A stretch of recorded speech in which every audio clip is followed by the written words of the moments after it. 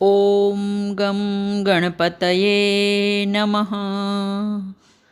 ઓમ એમ સરસ્વત્યે નમઃ. જય હનુમાન જ્ઞાન ગુણ સાગર, જય કપીશ તિહુ લોક ઉજાગર.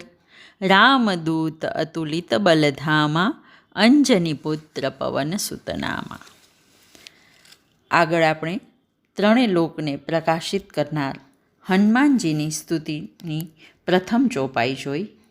હવે બીજી ચોપાઈ રામદૂત અતુલિત બલધામા, અંજની પુત્ર પવન સુતનામા. વિશ્વમાં ઘણા ઉપાસકો છે જે રામ ભક્ત, રામદાસ કે રામના સેવક તરીકે ઓળખાય છે, પરંતુ રામના દૂત બનવાનું ગૌરવ હનુમાનજીને પ્રાપ્ત છે. કારણ કે દૂત તેને જ બનાવી શકાય જે સૂત જેવો આજ્ઞાકારી હોય અને મિત્ર જેવો હિતકારી હોય. આમ હનુમાનજી બંને ગુણો ધરાવે છે, એટલે રામના દૂત બન્યા છે. હનુમાનજી રામના દૂત તો છે જ, પણ સાથે સાથે અતુલિત બલધામા. હનુમાનજીનું બળ છે એ કોઈની સાથે સરખાવી શકાય તેવું નથી, અતુલ્ય છે. તેથી જ રાવણ જેવો સમર્થ બળવાન પણ હનુમાનજીના બળની પ્રશંસા કરતા કહે છે, હે કપી એક મહાબલશીલા, આવા પ્રથમ નગર જેહી જારા. જેણે પહેલાં આવી નગરને આગ લગાવી હતી એ એક વાનર મહાબળશાળી છે. હવે આ વાનર કોણ છે એ કહેતા બીજી પંક્તિમાં કહે છે, અંજની પુત્ર પવન સુતનામા. અંજની કુંજર રાજાની પુત્રી છે. તેના લગ્ન વાનરરાજ કેસરી સાથે થયા છે.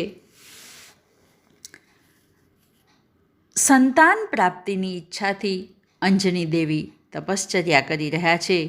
ત્યારે એવું કહેવાય છે કે પવનદેવ દ્વારા તેમના ગર્ભમાં તેજ સ્થાપિત કરવામાં આવે છે, અને એ બાળક એ જ હનુમાનજી છે. એટલે એમને અંજની પુત્ર પણ કહે છે અને પવનસુત તરીકે પણ ઓળખવામાં આવે છે. હવે એ પછી ત્રીજી ચોપાઈ છે મહાવીર વિક્રમ બજરંગી, કુમતિ નિવાર સુમતિ કે સંગી.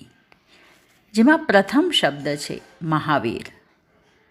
હવે આપણે મહાવીર કોને કહીશું?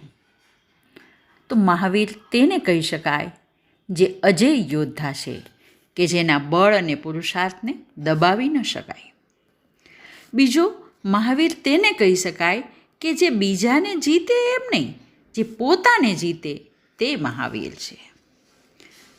ત્રીજું મહાવીર તેને કહી શકાય કે જેણે મનને જીત્યું છે. અને મહાપ્રભુ વલ્લભાચાર્યજી કહે છે, જેનામાં મદ, મદન અને મત્સર ન હોય તે મહાવીર.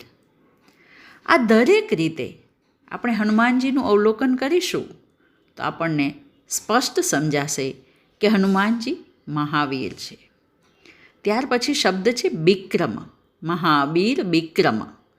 વિક્રમ એટલે અત્યંત પરાક્રમી, અથવા આપણે જે વિશ્વ વિક્રમ સ્થાપિત કર્યો એ શ્રેષ્ઠતાના અર્થમાં પણ વાપરી શકીએ.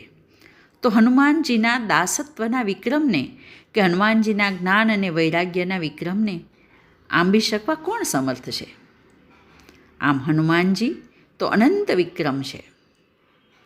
એ પછી શબ્દ આવે છે બજરંગી, એટલે કે હનુમાનજીનું શરીર વજ્ર જેવું છે. ત્યાર પછી છે કુમતિ નિવાર સુમતિ કે સંગી. કુમતિ દુર્મતિ, જેનું નિવારણ કરી, સુમતિ એટલે કે સારી મતિનો પ્રકાશ પાથરવો એ હનુમાનજીનું જીવન કાર્ય છે. બસ આજે આટલું જ. હરિઓમ.